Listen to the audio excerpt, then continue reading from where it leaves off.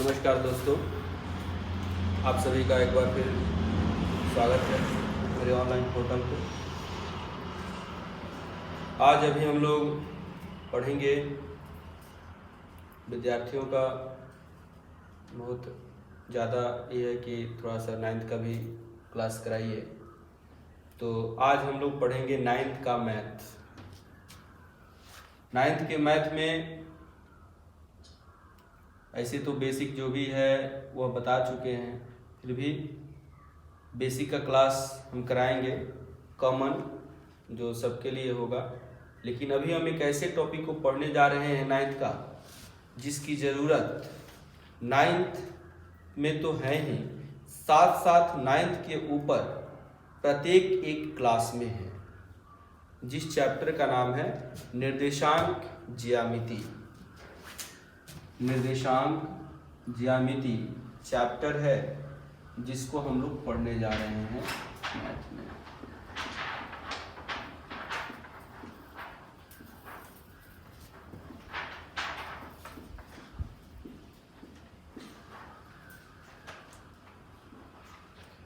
यानी कि निर्देशांक ज्यामिति का मतलब हो गया, इसको अंग्रेजी में कहते हैं कोऑर्डिनेट ज्योमेट्री। इसको कहते हैं कोऑर्डिनेट ज्योमेट्री, कोऑर्डिनेट ज्योमेट्री।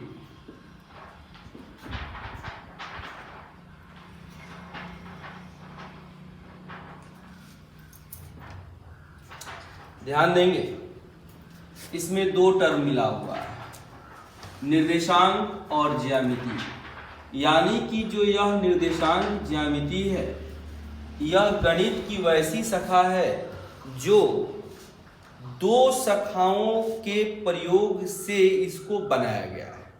कौन कौन? तो इसमें दो शाखा कौन कौन मिलता है? तो इसमें शामिल है आपका बीजगणित,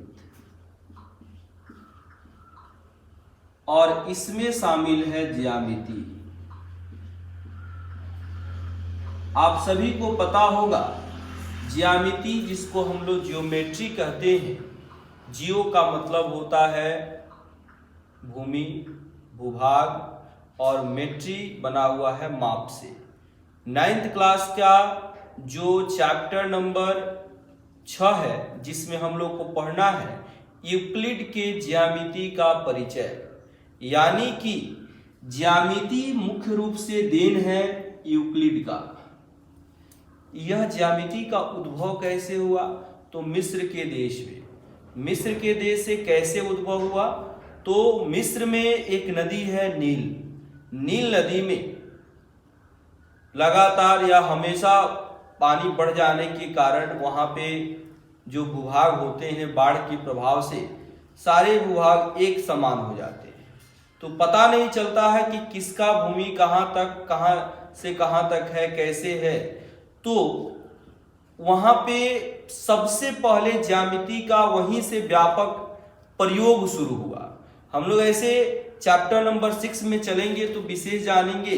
वहां पे पोस्टुलेट्स, एक्सियोम्स, स्टेटमेंट, थ्योरम, लेमा, इन सब के बारे में हम लोग को पढ़ना है। यानी कि प्रमेय क्या होता है, प्रमेयिका क्या होता है, आपको अभिगृहित क्या होता है, अभिधारणा क्या होता है, कैसे ज्यामिति का डेवलपमेंट हुआ, यह सब हम लोग को जानना है। अब ज्यामिति में हम लोग करते क्या है? तो जितना मेजरमेंट वाला काम है, मापने का काम है, किसी समतल को, किसी समतल में बने किसी संरचना को मापने का जो काम होता है, वह ज्यामिति की सहायता से किया जाता है। अब निर्देशांक ज्यामिति क्या होता है? तो किसी भी प्रकार की ज्यामितीय रचना को जब किसी समतल में उपस्थित स्थित किसी ज्यामितीय रचना में आने वाले बिंदुओं का निर्धारण जब बीजगणित के संख्याओं के द्वारा किया जाता है, तो उस गणित की शाखा को निर्देशांक ज्यामिति कहते हैं। यानी कि निर्देशांक ज्यामिति गणित की वैसी शाखा है जिसमें ज्यामिति में आने वाले या ज्यामिति में शामिल रचना के प्रत्येक बिंदुओं का निर्धारण बीजगणित के द्वारा किया जाता है। यानी कि जब किसी समतल में शामिल रचना के प्रत्येक बिंदु के निर्धारण के लिए जब बीजगणित का प्रयोग करते हैं तो उस भाग को निर्देशांक ज्यामिति कहते हैं। ऐसे भी जैसा कि हम यहाँ पे लिखे हैं कि बीजगणित और ज्यामिति के संयुक्त प्रभाव से जो गणित के शाखा का अध्ययन किया जाता है या जिस गणित के भाग का हम अध्ययन करते हैं वह निर्देशांक ज्यामिति होता है। तो आप जानते हैं ज्यामिति में किसी प्रकार की रचना या भूमि के माप या ज्यामितीय रचना का अध्ययन करते हैं, भूभाग का माप करते हैं, है ना। तो यहाँ पे हम लोग बीजगणित में संख्या का अध्ययन करते हैं। वह संख्याएं चर हों या अचर हों या जो भी हो, तो जब संख्या के द्वारा इसमें शामिल रचना के बिंदु का निर्धारण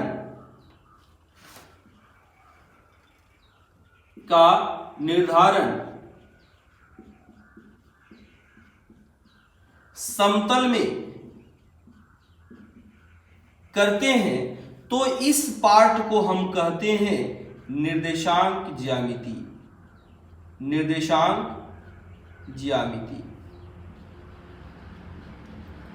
यानी इतना तो आप समझ गए होंगे कि निर्देशांक ज्यामिति का अध्ययन एक समतल में किया जाता है जिसके लिए ज्यामिति के जो भी बिंदु होते हैं, जो भी रचना के भाग होते हैं, जैसा कोई बिंदु हो, रेखाखंड हो या त्रिभुज हो, चतुर्भुज या जो भी हो, उसमें शामिल जो भी बिंदु होते हैं उन सभी का निर्धारण जब संख्या के द्वारा हम करते हैं तो उस भूभाग को हम लोग निर्देशांक ज्यामिति कहते हैं।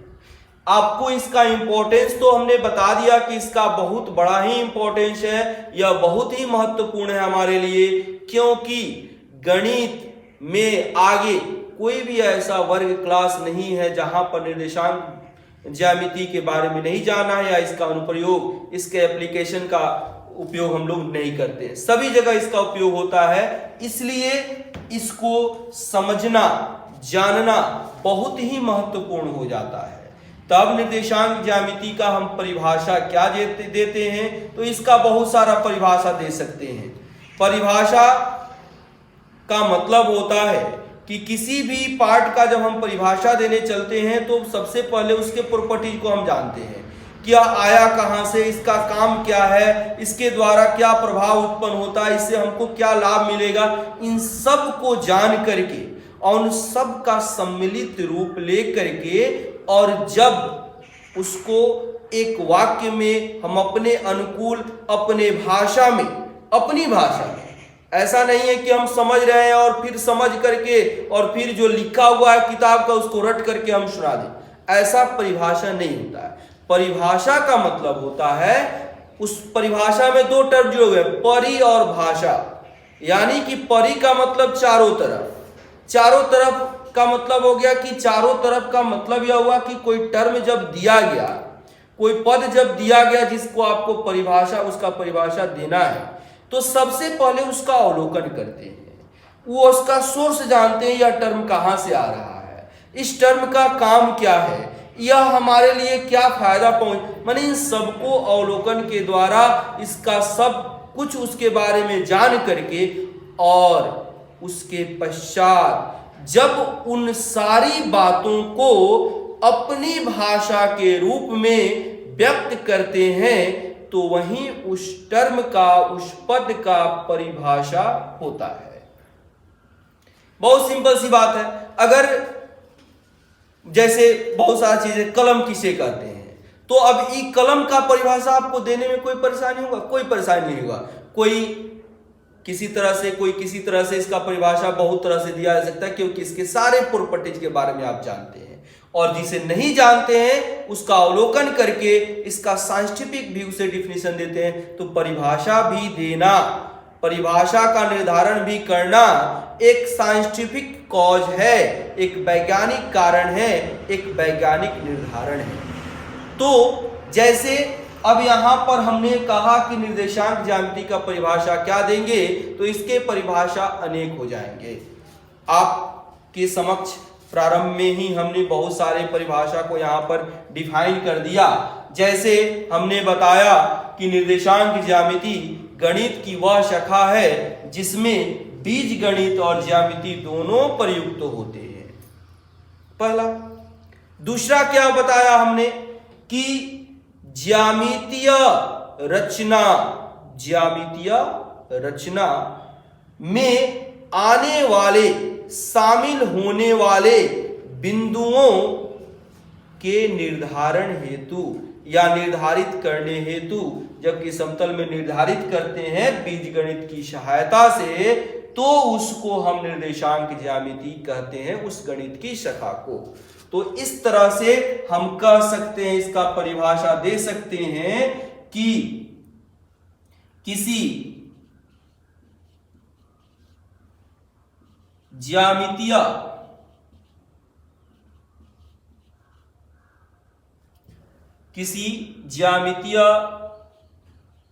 रचना में शामिल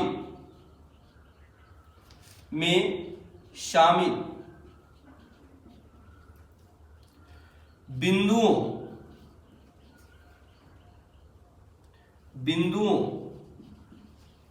को समतल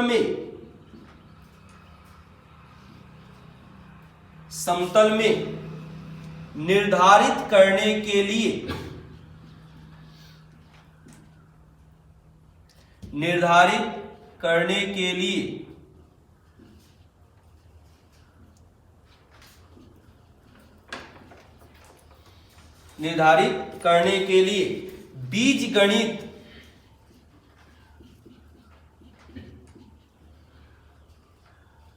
बीजगणित के प्रयोग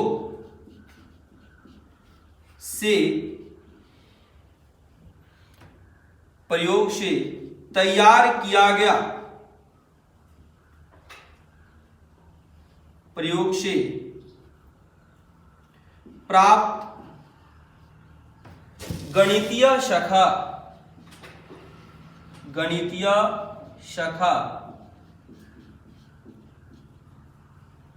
निर्देशांक ज्यामिति कहलाती है। निर्देशांक ज्यामिति कहलाती है।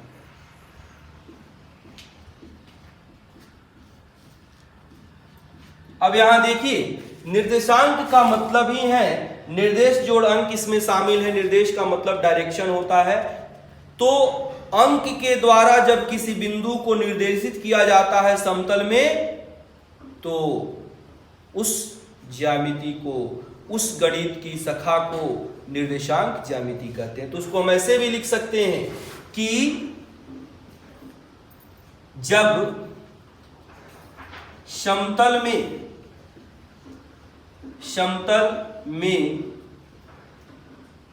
किसी बिंदु को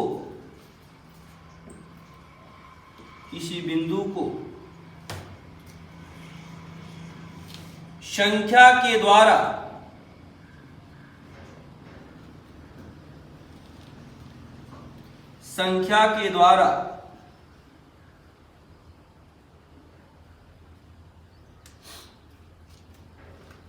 बिंदु को संख्या के द्वारा निर्देशित करते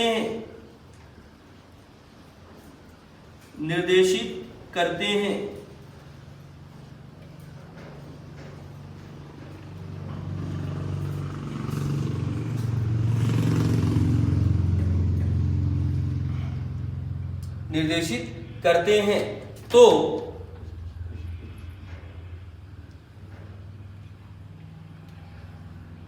उस गणितीय शाखा को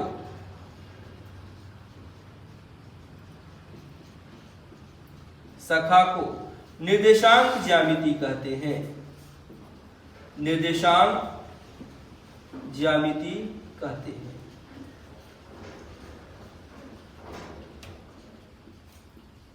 इसको हम कह सकते हैं गणित की वह शाखा जिसके अंतर्गत हम किसी बिंदु का निर्धारण किसी समतल में बीजगणित के माध्यम से करते हैं, निर्देशांक ज्यामिति कहलाता है। तो ऐसे अब अपनी भाषा में व्यक्त करना है इसको कि हम समझ सके, तो यह हम काम करते हैं। अब यहां पर देखिए कि संख्या के द्वारा निर्धारण करते हैं हम। अब संख्या में ज्ञात संख्या भी आती है और अज्ञात संख्या भी आती है, तो जिसे आप निर्धारित कर सकते हैं, जिसे जानते हैं जिस संख्या को, वह ज्ञात होती है, जिसे नहीं जानते हैं वह अज्ञात होती है। अब इसको निर्धारित कैसे करते हैं, किस प्रकार से करते हैं, इसके पहले यह जानिए कि इस अभिधारणा निर्देशांक ज्यामिति की परिकल्पना, इसके बारे में किया गया प्रयास या यह निर्देशांक तल या इसके बारे में जो भी निर्देशांक ज्यामिति संबंधी जो भी बातें हैं, इसको सबसे पहले एक गणितज्ञ रेने दकार्ते ने दिया था। यानी कि इसका श्रेय जाता है, इसका जो खोज मतलब इसके बारे में सर्वप्रथम जो परिकल्पना तैयार की गई थी वह रेने दकार्ते के द्वारा की गई थी। यानी कि इसका मूल कंसेप्ट रेने दकार्ते ने दिया था। तो हम कह सकते हैं कि निर्देशांक ज्यामिति का परिकल्पना, निर्देशांक ज्यामिति की स्पष्ट जो बातें हैं, निर्देशांक ज्यामिति का जो कंसेप्ट है, इसको दिया था रेने दकार्ते ने। तो निर्देशांक ज्यामिति निर्देशांक ज्यामिति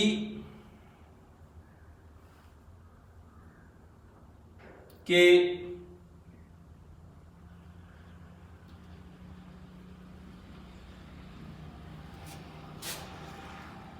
का निर्धारण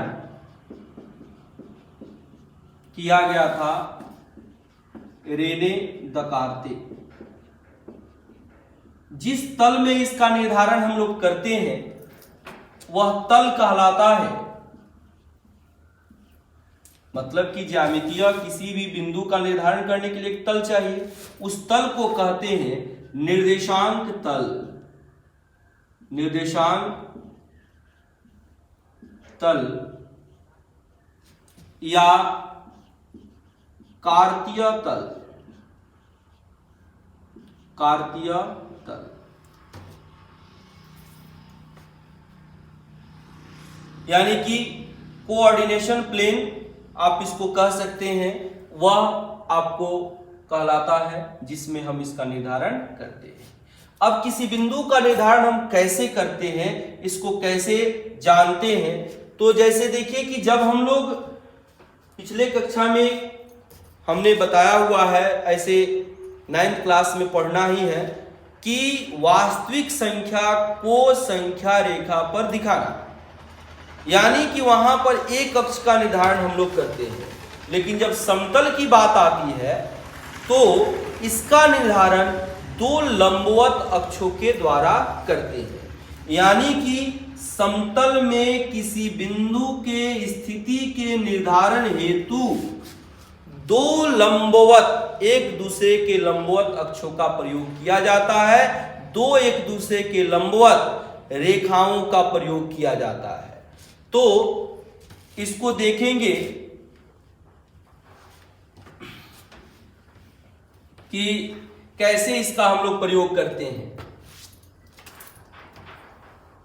समतल में जो दो अक्ष होते हैं जिसके द्वारा निर्धारण करते हैं, पहले उसको हम लोग ग्राफ के द्वारा, चित्र के द्वारा देखें, उसके बाद इसमें हम लोग समझेंगे कि कैसे किसका निर्धारण किया जाता है। जैसे यह बोर्ड आपका एक समतल हो गया, इसमें सबसे पहले एक हॉरिजॉन्टल लाइन जिसको पड़ी रेखा कहते हैं, इसको खींचते हैं।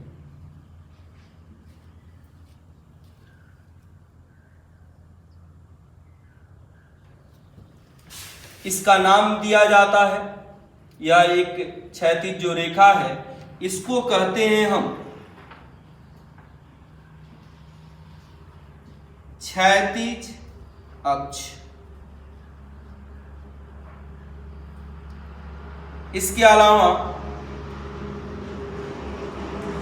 एक्स अक्ष, इसके अलावा भुज अक्ष, यह हम कहते हैं इसको। यहां एक पार्ट होता है, हम जब एक अक्ष खींचते हैं तो अपने मन से यहाँ पे मूल बिंदु हम का चुनाव करते हैं। वहां से राइट साइड हम पॉजिटिव पार्ट लेते हैं और लेफ्ट साइड निगेटिव पार्ट लेते हैं। एक्स हो गया, इसको एक्स डैश मान लेते हैं। इसको क्षैतिज अक्ष कहते हैं, ओरिजेंटल एक्सिस एक्स अक्ष कहते हैं और भुज अक्ष कहते हैं। और एक हम लेते तो इसको हम कहते हैं एक्स अक्ष और इसको कहते हैं ऊर्ध्वाधर अक्ष। यानी कि जो पड़ी रेखा होती है, जो आपका क्षैतिज रेखा होती है उसको क्षैतिज अक्ष कहते हैं, एक्स अक्ष कहते हैं या भुज अक्ष कहते हैं। और जो खड़ी रेखा होती है उसको हम ऊर्ध्वाधर अक्ष कहते हैं या उदग्र अक्ष कहते हैं या वाई अक्ष कहते हैं, कोटि अक्ष भी कहते हैं। इसका नाम देते हैं वाई, यह हो गया वाई डैश। अब देखिए एक बात आप ध्यान रखिएगा, यहां पे हम दो अक्ष का निर्धारण कर रहे हैं, तीन अक्ष का भी होता है। जैसे हम लोग जब ज्यामिति पढ़ते हैं या ज्यामिति जब पढ़ेंगे तो सबसे पहले निर्धारण होता है बिंदु का। बिंदु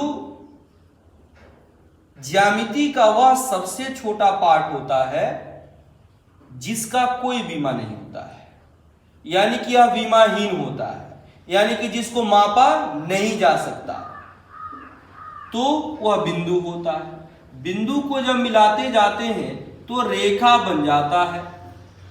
यह एक विमा में होता है, यानी कि सिर्फ इसको हम लंबाई को माप सकते हैं, यानी कि इसको मापने की आवश्यकता ही नहीं बिंदु को। यह कोई विमा नहीं, यह विमाहीन हो गया। इसको मापने के लिए सिर्फ एक विमा चाहिए, सिर्फ लंबाई। और जब इसको हम एक दूसरे के साथ मिलाते हैं तो यह बन जाता है समतल। तो लंबाई के साथ साथ चौड़ाई भी आ जाता है, तो इसमें आ जाता है दो विमा। और जब इसको एक दूसरे के साथ हम रखते चले जाते हैं तो यह बन जाता है एक ठोस, यानी कि लंबाई, चौड़ाई और ऊंचाई। जैसे कि अगर हम खाली भूभाग को देखें तो वह एक समतल होता है, उसको हम समतल कहते हैं। लेकिन किसी पेड़ को कहें, घर को कहें, किताब को कहें, तो यह सारे एक ठोस होते हैं, क्योंकि इसके मापने के लिए उसमें 3 पैरामीटर चाहिए होते हैं। बिंदु को मापने के लिए कोई पैरामीटर नहीं होता है। किसी भूभाग को खाली मापने के लिए 2, किसी सतह को मापने के लिए 2 पैरामीटर चाहिए होता है, इसलिए वह समतल कहलाता है या 2 विमा में होता है। यानी कि 3 विमा तक हम काम कर सकते हैं। पहला हो गया बिंदु जो कोई विमा नहीं होता है, दूसरा हो गया समतल जिसमें 2 विमा होता है, और तीसरा जिसके द्वारा हम ठोस का निर्धारण करते हैं। तो अब इसमें जो आता है टर्म, जैसे कि हमने यहां पे बताया कि एक हो गया पड़ा और एक हो गया खड़ा, 2 अक्ष, और यह दोनों एक दूसरे के लंबवत होते हैं। तो 1 विमा, 2 विमा और 3 विमा में हम कार्य करते हैं, लेकिन हमको अभी 2 अक्ष ही जानना है, 2 विमा जानना है। तो कोई भी कितना भी अक्ष दिया जाएगा, अगर एक से अधिक जो भी अक्ष आते हैं सारे एक दूसरे पर परपेंडिकुलर होते हैं, यानी कि एक दूसरे के साथ 90 डिग्री का कोण बनाते हैं। अभी हमको 2 अक्ष है, यानी कि 2 ही मान हमको निर्धारित करना है। और जो भी मान हम निर्धारित करते हैं, जिस पिंड, जिस वस्तु, जिस पॉइंट के बिंदु का हम निर्धारण करते हैं, वह लंबवत दूरी के द्वारा करते हैं। तो इसमें एक आपका x अक्ष का नियामक आएगा, एक x अक्ष पर तय किया गया दूरी मिलेगा और एक y अक्ष पर तय किया गया दूरी मिलेगा। अर्थात जहां कहीं भी कोई बिंदु होता है वह 2 नियामक, 2 निर्देशांक के साथ आता है, जिसमें पहला निर्देशांक x होता है और दूसरा निर्देशांक y होता है। और वह कैसे निर्धारित करते हैं, तो उस बिंदु से x अक्ष और y अक्ष पर लंब डालकर हम देखते हैं कि यह x अक्ष पर y अक्ष पर मूल बिंदु से कितना दूरी पर जाकर कट रहा है। जैसे हम कैसे कहेंगे एक निर्देशांक को, तो मूल बिंदु से y अक्ष के समांतर x अक्ष पर तय किया गया दूरी x निर्देशांक कहलाता है। यह जो हम समान दूरी पर 1, 2 का निर्धारण कर रहे हैं, यह x नियामक है जो y अक्ष के समांतर निर्धारित किया जाता है। तो इधर मूल बिंदु से दाएं तरफ हम लेते हैं धनात्मक परिमाण को और मूल बिंदु से बाईं तरफ हम लेते हैं ऋणात्मक निगेटिव पार्ट को -1। यह सारे जो भी हम मान यहां पर लिखते हैं, रखते हैं, जो दूरी लेते हैं, वह सब इक्वल डिस्टेंस पे होता है।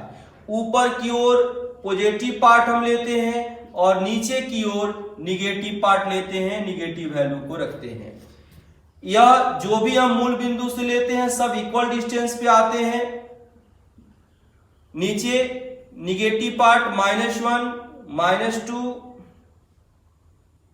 -3 ऐसे हो गया। अब यहां से जो 4 पार्ट है यहां पे, इस पूरे तल को हमने बताया कि हम कहते हैं निर्देशांक तल या कार्तीय तल। दोनों अक्ष मिलकर के इसके 4 टुकड़े कर दिए हैं। इन चारों का अलग अलग हम नाम देते हैं। इसको कहते हैं क्वाड्रेंट या चतुर्थांश या पाद, जिसमें से यह पहला फर्स्ट क्वाड्रेंट कहलाएगा। फर्स्ट क्वाड्रेंट कहलाएगा। हिंदी में इसको कहते हैं चतुर्थांश या पाद। तो फर्स्ट क्वाड्रेंट या फर्स्ट चतुर्थांश या प्रथम पाद, तो यह हो गया सेकेंड, द्वितीय चतुर्थांश, सेकेंड क्वाड्रेंट। यह कहलाएगा थर्ड क्वाड्रेंट और यह हो गया आपका फोर्थ क्वाड्रेंट। ध्यान दें, अगर कोई बिंदु इस पर है लिया गया, तो यहां से इस बिंदु के लिए कोई बिंदु है तो पॉइंट से हम P ले लिए। इसको निर्धारित करने के लिए सबसे पहले हम x कोऑर्डिनेट लेते हैं। यहां इस पर लंब डाले, इसका मतलब यह हुआ कि मूल बिंदु से यहां तक की दूरी तय हुई। अब हमको पता नहीं है तो इसको हम मान लेते हैं कि यह x कोऑर्डिनेट है, इसलिए P का मूल बिंदु से x अक्ष पर तय किया गया दूरी हो गया x। और फिर यहीं y पर जब लंब डालते हैं तो मूल बिंदु से y अक्ष पर तय किया गया दूरी जो हो गया, यह हो गया y। यानी कि यहां पर अब 2 बिंदुओं के साथ हम इस बिंदु की स्थिति को बताएंगे। फर्स्ट बताता है मूल बिंदु पर x अक्ष पर तय गया, मूल बिंदु से x अक्ष पर तय किया गया दूरी y अक्ष के समांतर। अब यह पहला नियामक x नियामक, जिसको कैसे निर्धारित करेंगे, तो x नियामक मूल बिंदु से y अक्ष के समांतर x अक्ष पर तय किया गया दूरी होता है। और y क्या होगा, तो मूल बिंदु से x अक्ष के समांतर y अक्ष पर तय किया गया दूरी होता है। अब यहां पर ध्यान देंगे कि यह दोनों हमने प्लस में लिया क्योंकि यह पॉजिटिव पार्ट से मिला है। अगर यही इसमें आएगा इस सेकेंड क्वाड्रेंट में, तो देखिए इधर निगेटिव है x तो यह माइनस में आएगा, और पॉजिटिव है y तो y प्लस में आएगा। यहां देखिए x निगेटिव है तो माइनस में आएगा, और y भी निगेटिव है तो यह माइनस में आएगा। इसमें x प्लस में आएगा और y माइनस में आएगा।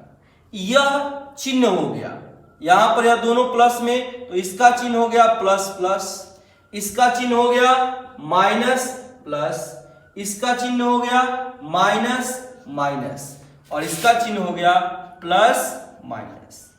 यहां पर हमने बताया कि यह है भुज अक्ष। भुज अक्ष का मतलब क्या हो गया कि जो भुज के मान को दे। तो भुज का मान क्या होगा? भुज का मान यह होगा कि जो बिंदु x अक्ष पर जो नियामक उसका होता है, x अक्ष पर जो दूरी तय करता है मूल बिंदु से, वही उसका भुज का मान होता है। जैसे अगर हम कहते हैं -2 3, इसका मतलब यह हुआ कि x का नियामक हो गया -2 और y का नियामक हो गया 3। यानी कि यह -2 जो हम लिए हैं यह बताएगा कि x अक्ष पर y अक्ष के समांतर मूल बिंदु से तय किया गया दूरी -2 है, निगेटिव पार्ट की तरफ। और यहां पर y बराबर 3 है तो यह बताएगा कि x अक्ष के समांतर y अक्ष पर मूल बिंदु से तय किया गया दूरी 3 है। अब देखिए यहां पे y अक्ष पर 3 यहां पे है, -2 यहां पे है, तो इसको अगर हम निकालते हैं तो दोनों यहां पर मिलेगा। तो यही बिंदु हो गया जिसका नियामक होगा -2 और 3। यहां हमको सबसे जो महत्वपूर्ण बात है कुछ वह समझना है कि इस पूरे तल को कहते हैं निर्देशांक तल या कार्तीय तल, और जो नियामक इस तल के द्वारा निकालते हैं उसको कहते हैं कार्तीय नियामक। और यहां पर जो भी हम निकालते हैं वो बिंदु वह x का नियामक होता है, y का नियामक होता है। यहां पर x अक्ष किसे कहते हैं? तो जो क्षैतिज अक्ष होता है उसको या क्षैतिज रेखा को उसको x अक्ष कहते हैं या क्षैतिज अक्ष कहते हैं या भुज अक्ष कहते हैं। ठीक इसके लंबवत जो अक्ष हम खींचते हैं उसको ऊर्ध्वाधर अक्ष कहते हैं, y अक्ष कहते हैं या कोटि अक्ष कहते हैं। x अक्ष के समांतर मूल बिंदु से y अक्ष पर तय किया गया दूरी y का नियामक होता है या y निर्देशांक होता है। और y अक्ष के समांतर मूल बिंदु से x अक्ष पर तय किया गया दूरी x निर्देशांक होता है या x का नियामक होता है। और अब अगर मान लेते हैं कि कहीं इस चारों चतुर्थांश में से किसी में रहेगा तो वहां पे x और y दोनों नियामक आएगा। लेकिन अगर किसी अक्ष पर रहता है कोई बिंदु, जैसे मान ले कि यहां पर कोई बिंदु आ गया तो यहां पर आएगा तो मूल बिंदु से सिर्फ x अक्ष पर ही दूरी तय किया गया है, इसलिए सिर्फ x का नियामक मिलेगा, y का नियामक 0 हो जाएगा। तो यहां पर इसको कहेंगे कि यह हो गया इसका नियामक x0। तब कहा जाए, आपसे पूछा जाए कि x अक्ष पर स्थित बिंदु का कोटि मान कितना होता है? तो x अक्ष पर स्थित बिंदु का कोटि मान 0 होता है। हमेशा याद रखेंगे कि कोई भी निर्देशांक दिया जाएगा, पहला x नियामक होता है, दूसरा y नियामक होता है। जो x नियामक होता है वह भुज का मान होता है, जो y नियामक होता है वह कोटि का मान होता है। क्योंकि x अक्ष को भुज अक्ष कहते हैं और y अक्ष को कोटि अक्ष कहते हैं। अब यहां अगर कोई बिंदु y अक्ष पर है तो y अक्ष पर है तो सिर्फ मूल बिंदु से y पर ही दूरी तय किया गया, x पर कोई दूरी तय नहीं हुआ, तो इसका नियामक क्या होगा? 0y। यानी कि जब कोई बिंदु y अक्ष पर हो तो उस स्थिति में सिर्फ और सिर्फ उसके कोटि का मान प्राप्त होता है, भुज का मान 0 हो जाता है। और यदि कोई बिंदु दोनों के कटान बिंदु पर हो, दोनों के कटान बिंदु पर होगा तब क्या होगा? तब न तो x अक्ष पर कोई दूरी तय हुआ है, नहीं y अक्ष पर कोई दूरी तय हुआ है, इसलिए इसका जो नियामक होगा वह 0 हो जाएगा। अब हम यहां पर क्या बता सकते हैं कि मूल बिंदु का नियामक 0 होता है। अगर कोई बिंदु x अक्ष पर है तो उस स्थिति में वहां उसके कोटि का मान 0 होता है, अगर y अक्ष पर है तो वहां उसके भुज का मान 0 होता है। और यहाँ पे जो 4 भाग खंड मिलते हैं, इन चारों खंड को चतुर्थांश कहते हैं। पहले चतुर्थांश का चिन्ह होता है प्लस प्लस, दूसरे चतुर्थांश का चिन्ह होता है माइनस प्लस। हमेशा पहले x को रखते हैं, बाद में y को रखते हैं, क्योंकि पहले से हमको पता है कि सबसे पहले हमने पढ़ना शुरू किया था तो हम क्षैतिज अक्ष को ही लिए थे। संख्या रेखा में भी यह बात बताई गई है। तो यहाँ पर थर्ड क्वाड्रेंट का चिन्ह होता है माइनस माइनस, फोर्थ क्वाड्रेंट का चिन्ह होता है प्लस माइनस। तो ऐसे हम इसको निर्धारित करते हैं। यहां से 2-3 तरह के क्वेश्चन पूछे जाते हैं। फर्स्ट क्वेश्चन क्या पूछा जाता है कि जैसे आपको कोई बिंदु दे दिया -3 और 4, तो इस पूछेगा कि यह किस चतुर्थांश में है, यह किस चतुर्थांश में है। तो चिन्ह देख करके आप बता देंगे किस चतुर्थांश में है। -3 4, अब देखेंगे कि माइनस पहले है प्लस बाद में है, तो माइनस और प्लस किस में है, द्वितीय में, तो यह हो जाएगा सेकेंड क्वाड्रेंट में। यही मान लेते हैं दे देगा निर्देशांक और पूछेगा कि इसमें भुज का मान क्या है, तो भुज का मान x नियामक होता है तो -3, भुज मान हो जाएगा -3 और कोटि मान हो जाएगा 4। और क्या क्वेश्चन पूछेगा, जैसे क्वेश्चन पूछ सकता है कि अगर कोई बिंदु x अक्ष पर है, अगर कोई बिंदु x अक्ष पर है तो उसका कोटि मान क्या होगा, कोटि मान क्या होगा। तो x अक्ष पर स्थित बिंदु का कोटि 0 होता है। ठीक इसी तरह से अगर y अक्ष पर कोई बिंदु होगा तो उसका भुज मान 0 होगा। y अक्ष पर स्थित बिंदु का भुज मान 0 होता है। मूल बिंदु का नियामक, मूल बिंदु का नियामक होता है 0 0। अगर आपसे यह भी पूछा जा सकता है कि मूल बिंदु पर कोई बिंदु स्थित हो तो उसका भुज का मान क्या होगा, तो 0 होगा। यानी कि मूल बिंदु पर कोई बिंदु उपस्थित है तो भुज का मान भी 0 होगा और कोटि का मान भी 0 होगा। तो इतना अगर आप करते हैं तो इससे आपका कुछ ऑब्जेक्टिव जो पूछा जाता है वह हो जाएगा। निर्देशांक फिर से आप समझ लें कि इसमें कुछ नहीं होता है, जो पड़ा होता है वह x अक्ष, जो खड़ा होता है वह y अक्ष, जो दोनों कट गया वह उसका मूल बिंदु होता है। मूल बिंदु का नियामक 0 0 होता है। y अक्ष के समांतर x अक्ष पर तय किया गया दूरी x का नियामक होता है। x अक्ष के समांतर y अक्ष, मूल बिंदु से y अक्ष पर तय किया गया दूरी y नियामक होता है या y निर्देशांक होता है। मूल बिंदु से x अक्ष पर दाएं तरफ हमेशा धनात्मक, मूल बिंदु से x अक्ष पर बाएं तरफ हमेशा ऋणात्मक, और मूल बिंदु से ऊपर की तरफ धनात्मक और नीचे की तरफ ऋणात्मक मान होता है। तो इसको ध्यान रखेंगे, इससे आपका 10th क्लास का भी क्वेश्चन होगा, या 10th क्लास के भी कंसेप्ट में काम आएगा, 11th में भी आएगा, 12th में आएगा। यह ऐसा चीज है कि सभी जगह इसका काम पड़ेगा। तो थोड़ा सा इसमें आप इसको देखेंगे। 9th क्लास वाले जो भी बच्चे होंगे इसे इनका एगो तीसरा जो चैप्टर है आप पूरा कर सकते हैं। वहां पे आपको दिखाने के लिए भी पूछता है कि इस बिंदु को कैसे दिखाएं, तो पहला हम देख लेंगे कि x पर कितना है और y पर कितना है, दोनों का जो क्रॉस होगा वही उसका पॉइंट हो जाएगा। ठीक है, नेक्स्ट अगले क्लास में आगे की बातें होंगी। धन्यवाद।